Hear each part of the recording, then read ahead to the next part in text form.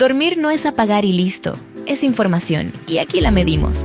En Clínica Sopno usamos tecnología clínica para entender qué pasa realmente mientras duermes. Registramos respiración, oxígeno, movimientos y actividad del sueño durante la noche.